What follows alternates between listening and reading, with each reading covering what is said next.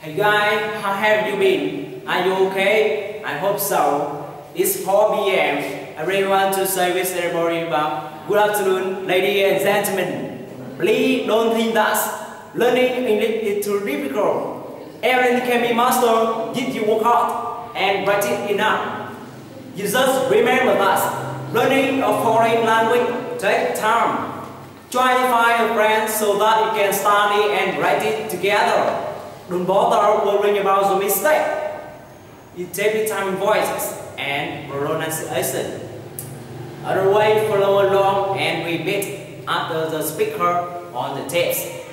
It's important to make English learning a part of your daily routine. You should take English at your foot.